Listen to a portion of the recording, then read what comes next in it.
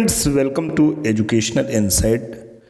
दोस्तों, अगर आप बेसिक शिक्षा परिषद के नियंत्रणाधीन उत्तर प्रदेश के किसी भी परिषदीय विद्यालय में बतौर शिक्षक शिक्षिका भाई बहन कार्य कर रहे हैं तो ये वीडियो इन्फॉर्मेशन ये लेटेस्ट अपडेट्स आपके लिए बहुत ही ज़्यादा इंपॉर्टेंट और इन्फॉर्मेटिव होने जा रहा है। दोस्तों, म्यूचुअल ट्रांसफ़र की बात कर रहे हैं।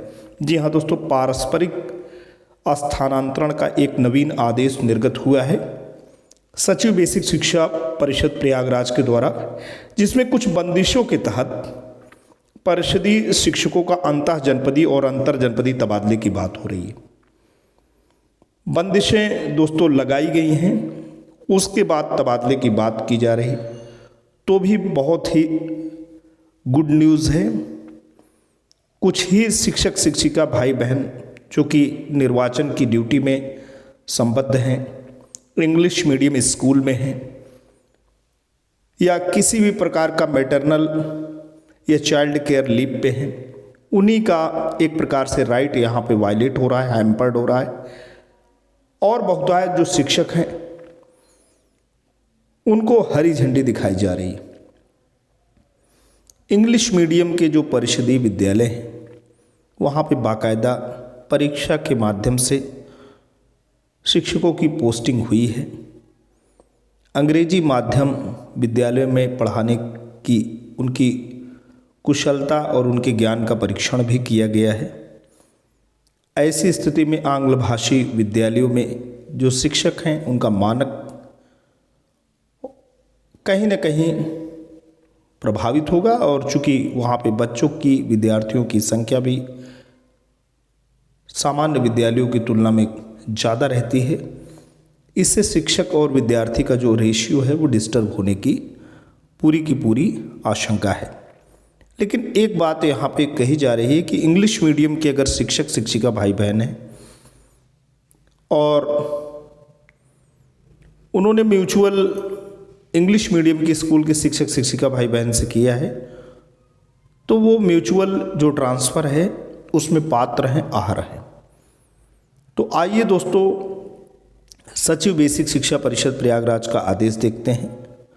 चूँकि शिक्षक शिक्षिका भाई बहन जो भी रहे, इस हाड़ मांस को कपा देने वाली ठंड के बीच में लखनऊ में SCERT कार्यालय के समक्ष धरना देते रहे और अंतर जनपदीय तबादले की मांग करते रहे। जो म्यूचुअल उनका ट्रांसफ़र है, उनका जो राइट है, 15 जनवरी तक विद्यालय में शीतकालीन अवकाश है।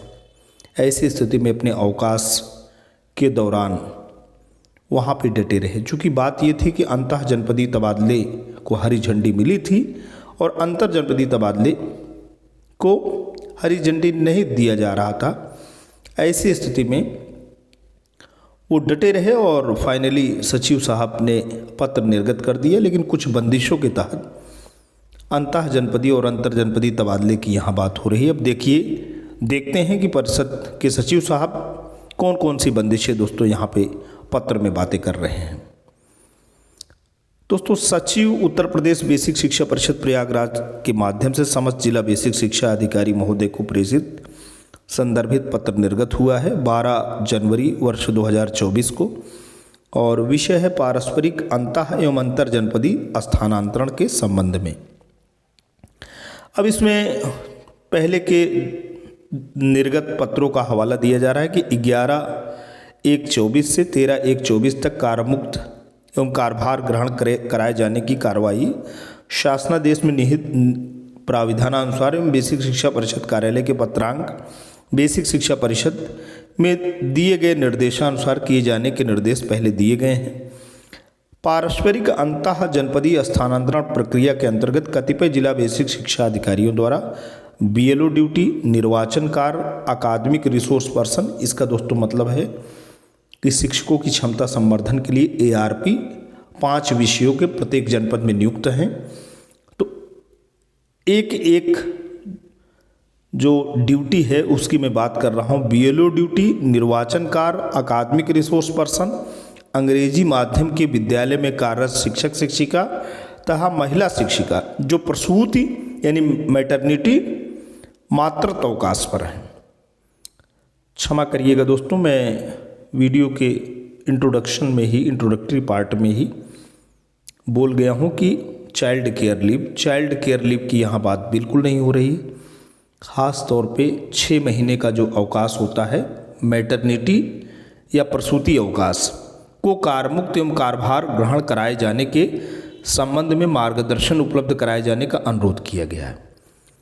अब यहाँ पे देखिए किनको किनको रिलीव नहीं किया जाएगा। पहला नंबर है ऐसे शिक्षक एवं शिक्षिका जिनके द्वारा बीएलओ निर्वाचन कार्य का निर्वहन किया जा रहा है, उनको कार्यमुक्त नहीं किया जाएगा। दूसरा है अंग्रेजी माध्यम विद्यालय में कार्यरत शिक्षक एवं शिक्षिका द्वारा पारस्परिक अंतः जनपदीय स्थानांतरण प्रक्रिया के अंतर्गत अंग्रेजी माध्यम से भिन्न विद्यालय में कार्यरत शिक्षक एवं शिक्षिका के साथ जोड़ा बनाया गया है तो कार्यमुक्त नहीं किया जाएगा। तीसरा है ऐसे शिक्षक एवं शिक्षिका जो अकादमिक रिसोर्स पर्सन के रूप में यानी ARP के रूप में कार्यरत हैं द्वारा अन्य शिक्षक एवं शिक्षिका के साथ जोड़ा बनाया गया है को कार्यमुक्त नहीं किया जाएगा। अब यहाँ पे सीधी सी बात है कि ARP हैं तो ARP के साथ जोड़ा बनाएं, जो कि बड़ा जो है कठिन है कि एकेडमिक रिसोर्स पर्सन, कोई ज़रूरी नहीं है कि किसी जनपद में ARP जो कार्य कर रहे हो, क्योंकि ये जो संयोग है इसका मिलना बहुत ही दुष्कर है। और आगे चलते हैं दोस्तों। चौथा है छात्र छात्राओं के शैक्षिक हित के दृष्टिगत ऐसे शिक्षक एवं शिक्षिका जो अवकाश पर अथवा निलंबित हैं को कार्यमुक्त नहीं किया जाएगा। अब यहाँ पे BSA साहिबान जितने भी थे, साहिबान जो भी उन्होंने सचिव बेसिक शिक्षा परिषद के सामने फरियाद किया था कि महिला शिक्षिका जो प्रसूति या मातृत्व अवकाश में, वहाँ पे केवल इतनी ही बात थी। लेकिन यहाँ पे सचिव साहब ने जो दिया है नीचे कि छात्र छात्राओं के शैक्षिक हित के दृष्टिगत ऐसे शिक्षक एवं शिक्षिका जो अवकाश पर अथवा निलंबित हैं को कार्यमुक्त नहीं किया जाएगा। अब अवकाश पे तो दोस्तों चाइल्ड केयर लीव भी आता है, इसके विषय में मार्गदर्शन नहीं है। ऊपर भले दिया जा रहा है कि मैटरनिटी या प्रसूति अवकाश पर हैं को कार्यमुक्त एवं कार्यभार ग्रहण किए जाने के बारे में अनुरोध किया गया है। अब यहाँ निर्देशन में जो दिया गया है कि शिक्षक एवं शिक्षिका जो अवकाश पे हैं अथवा निलंबित हैं को कार्यमुक्त नहीं किया जाएगा। तो अवकाश में दोस्तों लंबा अगर अवकाश मानेंगे 30 दिन का अवकाश, जो कि अब इसमें चाइल्ड केयर लीव दिया जाता है, तो चाइल्ड केयर लीव और मैटरनिटी दोनों शामिल हो गई।